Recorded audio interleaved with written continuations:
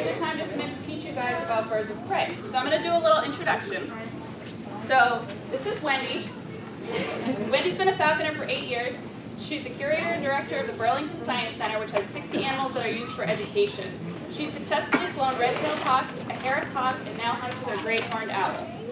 And then we have Kim. Kim's been a falconer for 6 years. She's got a biology degree and a nursing license. Kim loves and has flown the micro falcons and hawks. We have Rita. Rita is a master falconer from New Hampshire. She has flown a red-tailed scarlet for 13 years, and in her spare time, she's an incredibly talented artist. And then we have Diane, who actually put all these ladies together and was very nice enough to have everybody come out. She is a good friend of mine. She's the Arlington, Mass. Animal Control Officer, and she's been a falconer for 24 years and has flown red-tailed hawks. She is also Wendy and Kim's sponsor for Falconry. So, without any further ado, I'll let them take it.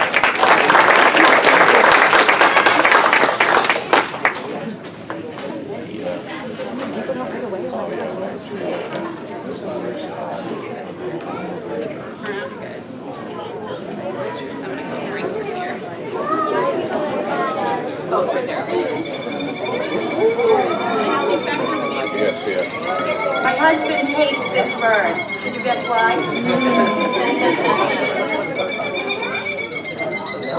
Okay. So this is Liam. This is a Merlin. And he's going to help me with my talk today on the history of falconry. Falconry has been a part of man's history for at least the last 5,000 years. Evidence suggests it may be even older than that, for there's references in the tales of Gilgamesh and other oral traditions that have been written down. Unfortunately, we cannot verify the accuracy of these. They believe falconry was definitely practiced in Mesopotamia, in the Euphrates Valley, over 4,000 years ago. It then spread through Mongolia into China, and it reached Europe when Huns invaded, bringing falconry with them. King Frederick II was the ruler of Italy during the 1100s, and he is the one that brought falconry into Europe and made it popular. This little guy right here is a falcon that is found throughout the world, and if you were a lady during the Renaissance era, this is the bird you would be allowed to fly. This bird hunts small birds, and it was tradition as a lady to go out on horseback and take skylarks. You may think, well, falconry, it's not very common, but we still have it in our language today. We, sometimes when we see an older lady, we may call them a hag. That's not very nice, but that is derived from falconry, because an adult bird is called a haggard, and they're typically not used for falconry because they're very hard to train. There's another term for elderly guys that we use, and that's called a codge or codger, and that's because that's derived from the older guys would carry the king's falcons into the field because they couldn't keep up with the horses. And so they carried the falcons on a perch called a codge. We also say somebody's wrapped around your little finger. You notice? I got his leash wrapped around my finger. You're tired of somebody giving you trouble? You said you're fed up. That's another term from falconry. When a bird is fed up and full, it doesn't want anything to do with you. It wants to sit on its perch or go sit in the tree. To stoop to someone's level, another falconry term. That would be like the peregrines, they do the dive. So there's another term that we still use in common language that falconry has been a part of. Falconry had its height during the Renaissance time, about the 16th and 17th century. And it was so popular that everybody flew a bird based on their status. Okay. As I said, the ladies would have this little Merlin to fly. If you were a cook, you would have the goshawk. If you were Duke or Earl or Prince, you would have the peregrine falcon. The king would have either a golden eagle or a gyr falcon. If you were caught flying a bird that was above your station, you would be put to death. This is how serious they took their falconry then. It's kind of like having the best pair of pants or, you know, the fastest car to drive. It was a status symbol. Even the priests and nuns were allowed to fly hawks and falcons.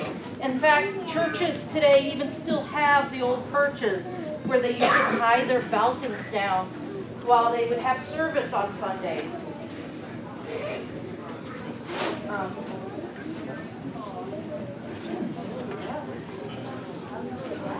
You won't hurt you.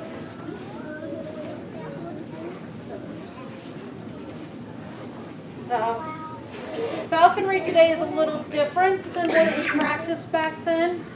Today it's very well regulated, and I'm going to pass it on to. You want to tell them more about the Merlin itself? Oh, you want to hear about? Okay. So this, I'm going to tell you a little bit about this Merlin. Merlins can only be flown by general class falconers. This bird's found throughout Europe, Russia, North America. Primarily, you see his nice long toes. This bird primarily eats other birds. It is an obligate carnivore, meaning it only eats meat. Its bigger cousin is the peregrine falcon. So they're related. This is a true falcon. This guy weighs about 140 paper clips, or 140 grams, so he is not very, very heavy. Very light. He too is built for speed like his cousin. And you can tell that he is a male because he has this beautiful blue back. Merlins are one of the few birds of prey that you can look at them and tell their gender when they're an adult. The female will have a brown back. These guys are found in Massachusetts. They do migrate through. We do have a few nesting pairs that can be found in the state. So it's not uncommon that you would not see one. You would see one of these guys. Yes.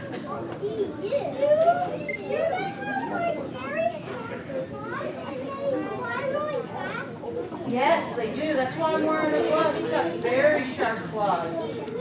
Yeah, I'm going to do questions at the end, okay? Okay, buddy? Thank you. Sorry. But yeah, I lost my train of thought, guys. So, no, these are found here. They're one of the few falcons that will nest in nests. Most falcons build scrapes on ledges. This guy will take an old crow's nest or other nest and lay the eggs in trees and have a nest there. We have another small falcon that I wasn't able to bring, which is related. That's the kestrel. You'll see that they're hard to tell apart because they're about the same size, but you can tell them apart by coloration. Thank you, Cam.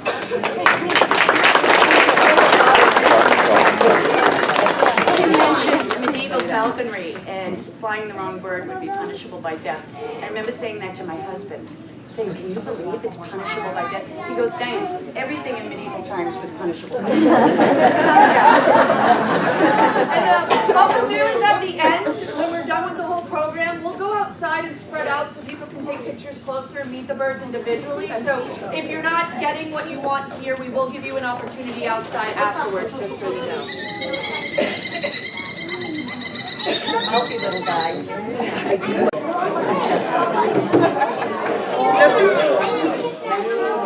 Nothing to be afraid of. She's tied to the glove, so you're safe. So this is Scarlett O'Hara. Scarlett is my hunting partner. I've had Scarlett for 13 years, and I named her Scarlett. Scarlett with a red tail, because red-tailed hawks have this rusty red tail. O'Hara, because she has attitude.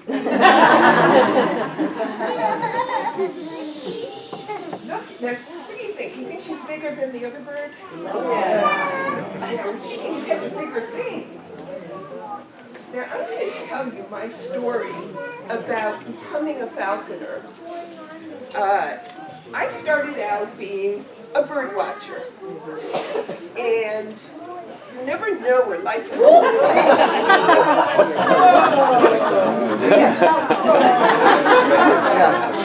Kids think that's the best part. When she goes, she goes.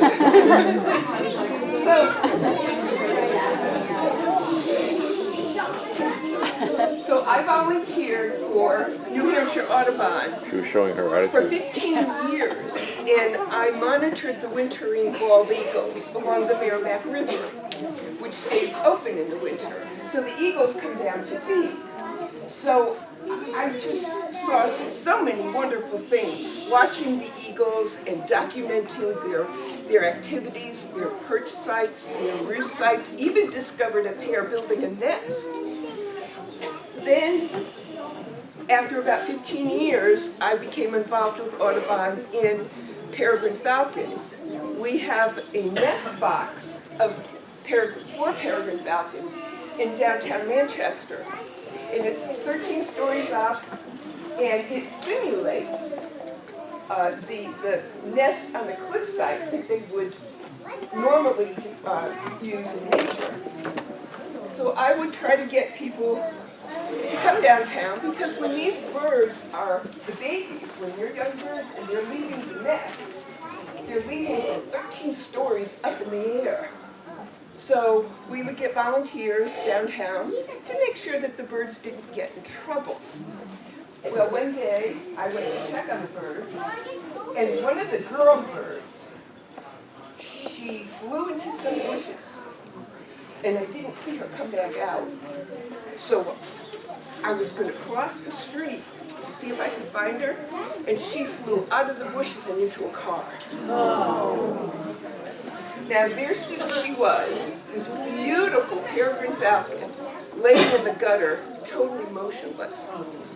So, not even knowing how to handle a bird of prey at that point, I picked her up in my bare hands. She wasn't moving, and we got her to a rehabber. They put her back up, they checked her out, a vet checked her out, but did not take x-rays. Well, they put her back up on the roof, and she wasn't trying to fly. She had hurt herself, and she had held her wing out. It's called wing droop. So the biologist from Audubon caught the bird, brought her down to Massachusetts to Tufts. They x-rayed her, and she had fractured a bone. So she was healed. They rehabbed her physically. And then she was given to a woman in New Hampshire who is a rehabber for peregrine falcons. Means that she has to judge whether that bird can be released back to the wild and build up the stamina of that bird to be able to release her. So because I rescued this bird, which we named Crash, by the way,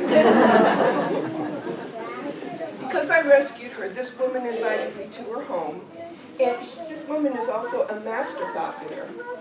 So the bird was released back to the wild, happy ending, and I was there for the release, and I got to see falconry with this woman. She had several birds, and then in 2005, I had kind of a life-changing event. My appendix ruptured, and recovered from that, and I told my husband, I want to do this. Because I had developed, from volunteering with Audubon, I developed this passion for birds of prey. So, of course, my husband didn't think that I was going to follow through, but I showed him. So here I am today, 13 years later, hunting with this beautiful creature and sharing my life every day with her. And it's just an incredible thing. She brings me so much peace and tranquility, and you develop a relationship of trust with this creature, which you need to do. So then I'll touch lightly on the steps to become a falconer, because you're probably wondering, well, how do you get to do this? Well, you have to find a sponsor. A sponsor is going to, you apprentice under your sponsor for 2 years, and they're going to guide you through the process. Your sponsor has to be at the general or master falconer level. An apprentice cannot sponsor another apprentice. You have to have a valid hunting license in the state that you live. You have to take an exam at your fish and game headquarters. It's 100 questions, and you have to score an 80 or better. And you have to build the housing for the bird. Now, she lives in a building, it's like a shed, it's called a muse. And the biologist from Fish and Game, you build your muse, you get all your equipment, and the biologist from Fish and Game will come to your home, inspect everything, make sure that you can properly care for this bird, and then they issue you a permit. Now, it's a little bit different in Massachusetts, because not as an apprentice, but if you want to pass, if your sponsor passes you, signs off on your paperwork to pass you to the next level, which is a general falconer, you not only have to take another written exam, but you also have to take a field test and fly your bird in the field to prove that you can handle this bird, where we don't have to do that in New Hampshire. We just automatically get passed to the next level. So, and then at different levels, you're allowed to have different birds. The quantity of birds increases, and that's pretty much it. Rita? Thank you, Rita. All right, kids, stand up right now. Let's get up and do a little stretch. I'm a teacher. You've been sitting a long time. Let's put our hands up in the air for birds of prey. Let's say, I'm a bird of prey with big, big eyes. I'm a bird of prey with big, big wings. I'm a bird of prey with big, big wings. I'm a bird of prey with a tail to balance. I'm a bird of prey with a tail to balance. I'm a bird of prey with big, sharp claws. Wiggle it out a little bit, kind of dance around, birds, yeah. I just know what it's like to sit for a while, so everyone's getting a little antsy. So now it's time to meet an owl, so everybody can have a seat. When they're injured or sick, with the hope to release them back out in the wild. So those are the 3 different ways: falconry, education, and rehabilitation. Now the bird that I'm going to bring out, his name is Edison. He is a great horned owl, and he is very talkative. Yeah, I was just going to say he likes to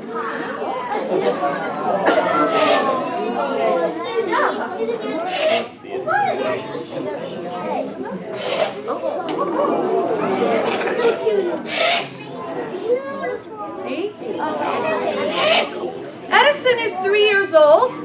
Edison has a really interesting story. Edison lived in his nest in Burlington, Massachusetts. That's where I teach. And Edison was found on the ground by a post office worker in the middle of the road. So she knew enough that there was probably a nest nearby, and she went and tucked him closely next to the tree under a bush and said, you know what, Mom and Dad will come back and hear him calling, and all should be okay. Well, she went on to her little post's route, and when she came back, she noticed that Edison was out in the middle of the road again. And she said, something's not quite right. So she called the science center or the police department, and they called me, and I came and drove over to pick up and said, oh my gosh, this is a baby great horned owl. And it looked very, very young. He was at approximately 10 to 14 days old. I called Diane and Kim, and they came down, and we sit and discussed putting it back in the nest. We discussed getting all different types of help, but we realized that the reality of a bird of prey nest is there's usually 1 to 3 young in an owl nest. And the youngest, weakest, usually gets kicked out by the siblings. It's survival of the fittest. So with that being said, and much determination and thought, This is a 40-year commitment if they live their full life term. I had just lost my first dog. He had passed away no longer than 4 or 5 days prior. And Diane and my friend said, Wendy, this is a gift. And as falconers, we are allowed to take certain nest species with permission of state officials. So I called them up, and they decided because I do education and because I was willing to try to train him and get him out there hunting, that they allowed me to keep him. So I raised Edison in my living room. I had to cover all my couches with drop cloths because, as you see, the pooping happens a lot with birds. I had to get him meat and cut it up, and I raised him with my dogs and my cats and my family right in my house. And it was an unbelievable experience, but they are not pets. They will never be pets. As you hear the lady saying, this is a relationship of trust. So I knew once he was old enough and he was able to fly, he needed to go back out into his cage and his enclosure, and I needed to revert him back to being wild. To a point.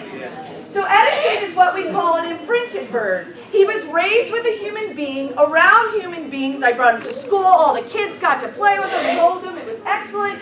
But I needed him to return to that wild mentality and that wild nature. And he doesn't ever 100% return to that wild nature. He obviously is constantly calling for me right now. It's like a food call or a food bag, a contact call. But I started training him.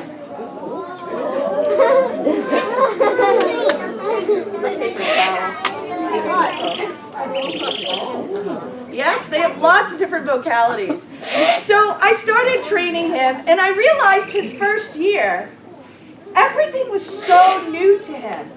Now, owls, some falconers think of them, excuse my term, as being dumb or stupid animals because they don't train as easy, they're difficult, they're frustrating to work with, they don't jump right away, they don't move for that food right away, and I see it as being incredibly intelligent and sensitive. They are so sensitive. You do the littlest things and it bothers them for a while. He was so sensitive when I had him outside in the woods and I was trying to get him to fly to me, he was too busy watching every little bird in the sky. An airplane zooming by, he'd puff up and thought it was going to kill him. The leaves blowing in the wind, he had no idea what that was. And it was so distracting to him and so new, I said to myself, wow, this is going to be a lot bigger of a challenge than I thought. I'm not sure if I have the time for this. I have a job. I have 60 other animals to care for, my animals to care for. So I used him for education and didn't really train him for a couple years. And then started feeling guilty because the hawk was easier to pick up, easier to hunt. But I also knew giving him a few years of experiencing life and the world and leaves falling and snow and all of these things that he never really got to experience with owls, maybe he would be better off trying later on. And that's what I did this year. I picked him up and I said to my ladies, I am going full force, I am not trapping the hawk, and I am going to train this owl. And I can say, I'm very proud to say that we are out flying and we are out trying our best. We have only caught a mouse, which is very exciting for me, but he does go after squirrels and rabbits, not all the time. We are still learning. It is very frustrating, but I have to remember, he's not a 3-year-old experienced owl hunting. His parents didn't show him anything. He didn't learn on his own after he came out of his nest trying and trying and trying. Instead, he was raised with me, so he's almost like a brand new baby owl learning to hunt for the same time, for the first time, but at 3 years old. But it is an amazing experience. Now, really quickly, I just want to talk about their bodies a little bit and how they are, similar to hawks and a little bit different. The first thing you notice with owls are on top of his head. What do you think those are, everybody? Ears. Ears, right. Wrong. These are not ears. These are simply just feathers, and they call them their tufts. And there's lots of things that scientists think that they're responsible for. Number one, you take a round owl head against a straight tree. If you put something tall next to it, like this, and lean, it helps break up that image for camouflaging. Number two, they think that they're very sensitive to things like wind currents and vibrations. with that being said, being sensitive to vibrations, those ear feathers do help, the feathers above the ears help pull the vibrations down to where their ears are located. If you look at Edison's face, it looks like he's got like a C on this side and a C on this side. Those C's are called the facial disc feathers. They're very fancy and very fine, and they pull vibrations in to little tiny holes that you can't see on the side of their head. So these are not ears. They also are used to show emotion, kind of like a dog. Sometimes he'll put them down or up or a certain direction if he's feeling a certain way. But their main purpose is to pull the vibration into their ears. Now, one of the neat things about an owl's ears is, can you point to your ear holes? Where are those? All right. They're pretty much at the same spot on the side of your head. Owls have one ear that's higher than the other, and one hole that's bigger than the other. So they do what's called triangulate when they listen.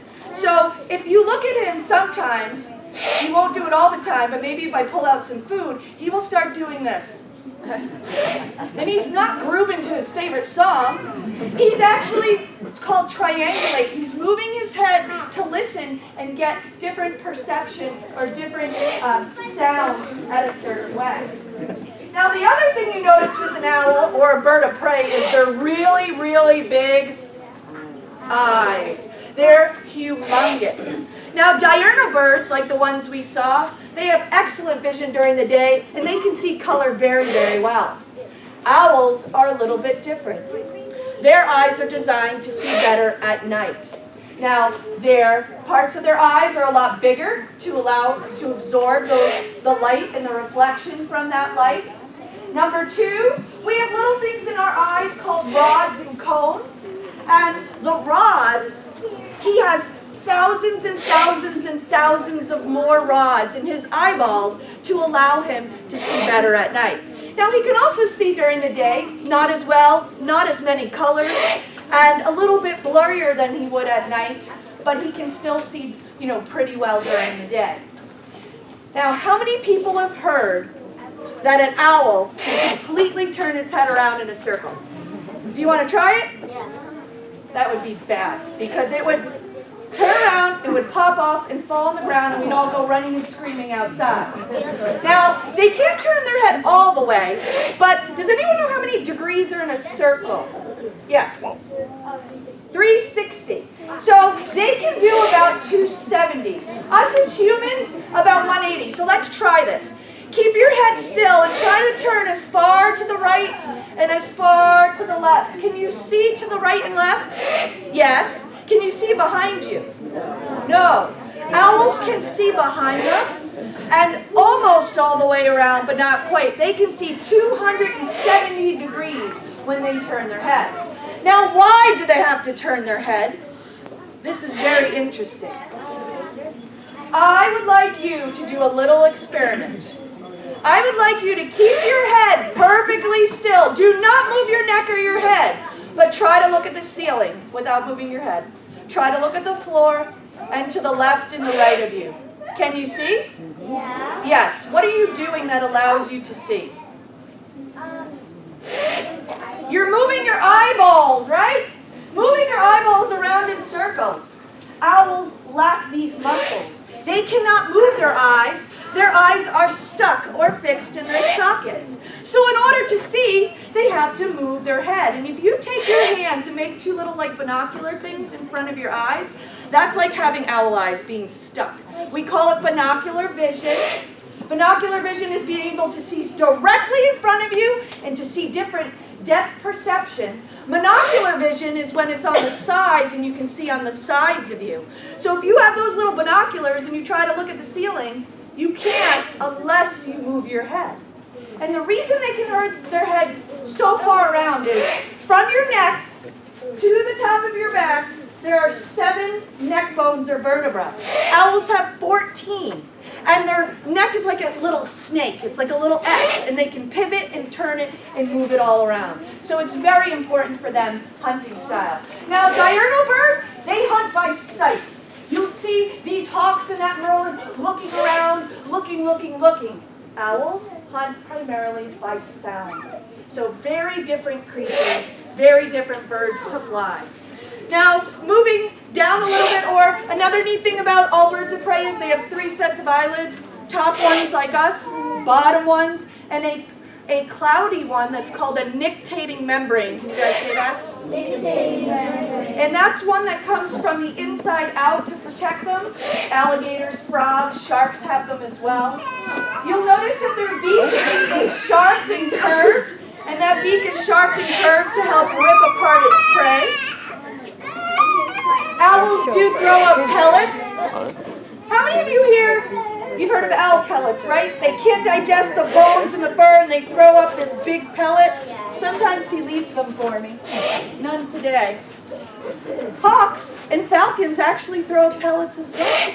They digest their bones a little bit more. Owls do not, but they all do throw up those pellets. Obviously, their bodies are built for camouflaging with their coloration. You can see he just got really tall, which is neat. And then we go all the way down to the bottom, which is the dangerous part. People always ask us, do we get bit by our birds? Birds' first defense is never the beak. It's always the talons. That's what you have to worry about, those big sharp claws that we call talons. Their pressure and their grip is amazing. The biggest prey that they say owls are able to grab can be something as large as a raccoon, which is pretty impressive. And they're known for hunting skunks. P.U. But you know why? Because they don't really have a sense of smell. So they don't care if they get sprayed. It might taste a little funny in their mouth, but they don't smell like we do. And the last thing that I want to mention, which is really cool about owls, which is very difficult for me. Remember those bells that you all heard on those birds? We don't do that with owls because they're hunting at night. It's a different bird. They're too sensitive to it. Owls are silent flyers. When these birds flap their wings, you can hear it. But owls, their feathers have a little fringe on the end of their flight feathers that make them completely silent. So I'll put Edison up in a tree, and most of the time he's making this sound so I can tell where he is, but sometimes he gets really, really quiet. And I'm in there, and I'm beating around trying to get a rabbit to move, and I look up, and he's gone. Because I couldn't hear that he moved, and he's completely gone, and I panic, and my heart starts going. But our training is done really well, where he either starts calling, or I use my meat and kind of flash it in the air, and he comes to me. Oh. Would you guys want to see if Edison might fly for you here today? Yeah. Maybe we can be really quiet and see if he does make a sound? Yeah? So we're going to do this. We'll try it with 2 people and see how it goes. If for some reason he gets a little nervous and like flies off somewhere to someone, just don't panic. He'll just land and he'll come right back to me. But we're going to put the Kim, I guess, at that end. And we're going to put little pieces of meat from a rabbit on a glove. And we'll see if he's hungry enough to fly back and forth. I just ask, kids in the front, please do not stand up when we're doing this. And just try to stay still and don't, put your hands up and things like that. And we'll try to do it a couple times and see if he's interested, okay? So, Kim, you have a glove you want to grab? You want to put one here. So you can see he knows where his food comes from. Edison, call him. Edison. Edison. Edison. He's eating. Oops, I'm sorry, honey.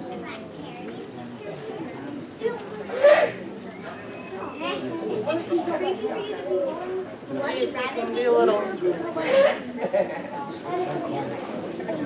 Edison! Edison!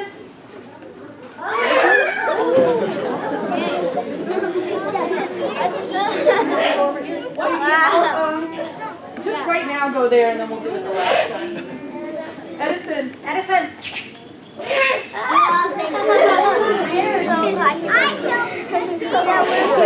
I was so close to I'll you. go in the back a little bit and then we'll have you go.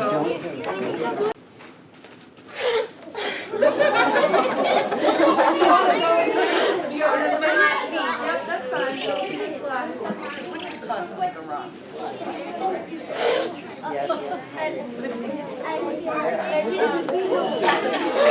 Edison.